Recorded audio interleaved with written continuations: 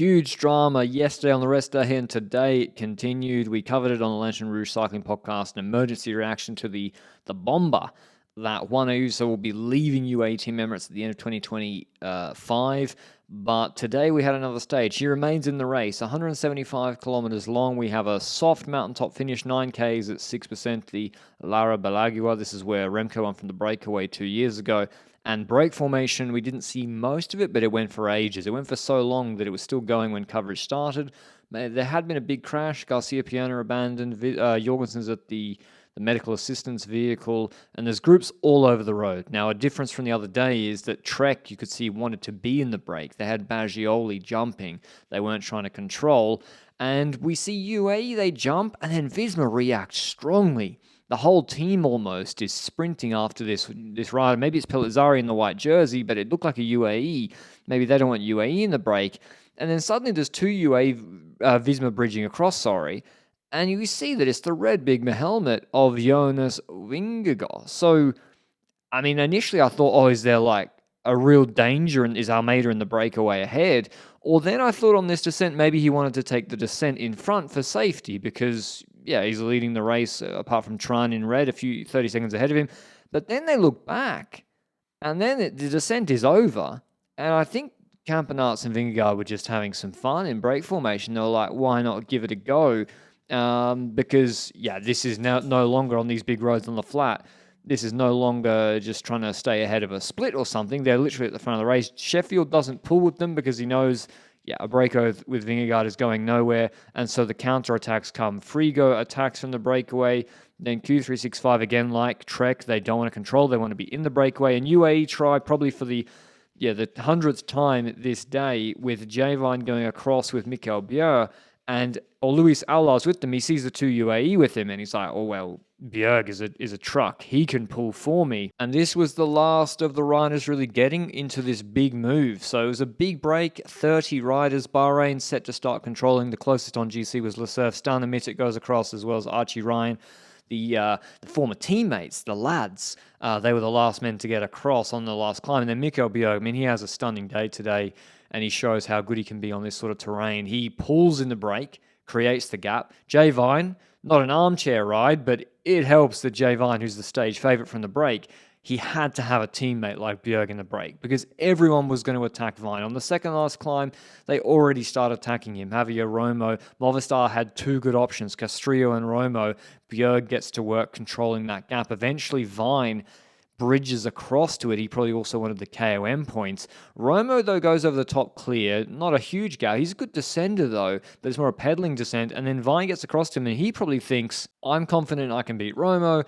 He's a strong guy. Let's just pull to the bottom of the climb and then I can win. But then the group behind was chasing with Bernard, with Conchi, with also Castrillo there. So Romo wasn't going to invest too much. Segart from the group behind bridges across. This is still on the flat. So we got a lot of uphill valley until the final climb starts. And Segart, you can see he's got the aero helmet on. He's in an aero position. He's got the aero base layer underneath. He's dialed and optimized to get across on the flat. He's got Lars Kraps, the climber, in that groups, and so he can go across in front and then sort of be represented for Lotto when Kraps can sit in behind. And then the final climb starts. Segart had anticipated from it, and Jay Vine, he got worked initially. I think Romo attacked. He then attacked. Bernard marked him, and then Castrillo, they do the old 1-2. Movistar, it's good tactics. Like, get across to Segart. Castrillo, one of two Vuelta stages last year. He's a beast. And now everyone's looking at Vine to work. Ryan, though, a little bit too aggressive. He did this in Tour of Austria. He needs to be a bit more patient. Same with Romo. Romo and Ryan attacked Jay. They got played by Vine.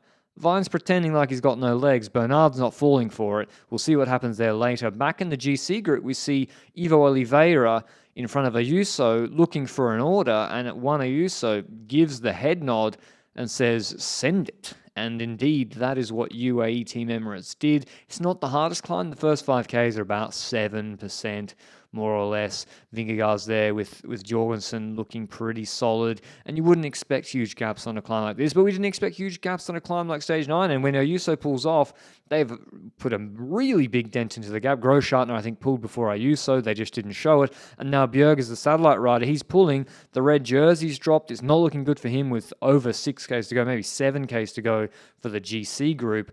Jack Haig doing a good job trying to limit the losses for Torsten Train. And then Almeida attacks. The problem is the climb's not that steep, and he's not as explosive as like a Pogačar who can create a gap on a shallow climb. So he stops, and then Jorgensen just starts setting a moderate tempo, sort of Skytrain tactics. And look who it is.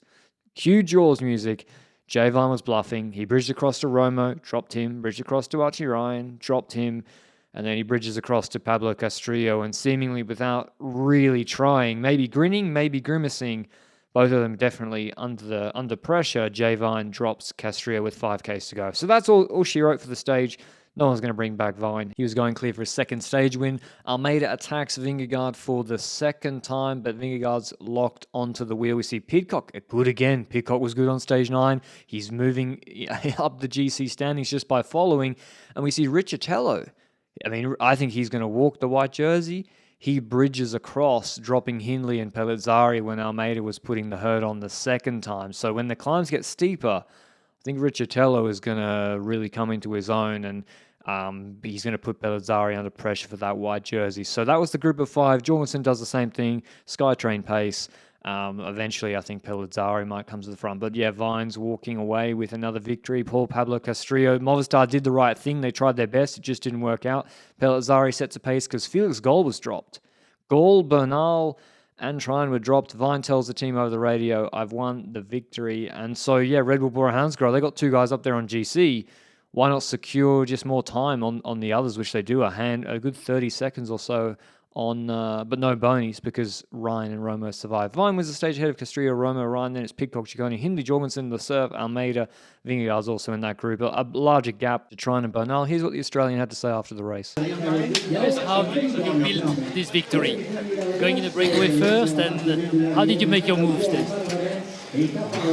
I think I made my move for 2.5 hours at the start of the race. Just trying to follow the big groups. The guys helped me where they could to get me in position. And then I think at the 2-hour mark, I called on the radio. I was like, guys, it's not happening. Better save for tomorrow. Then there was a crash and I got stuck behind that. And then we kept jumping for another 45 minutes. So Mikel helped me bridge across.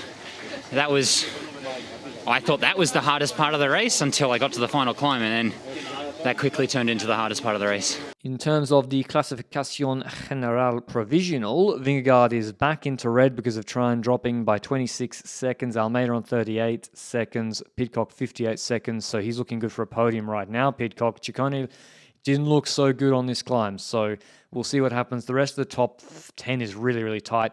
Hope you enjoyed the video. I'll see you with the Bilbao station tomorrow. Ciao, ciao.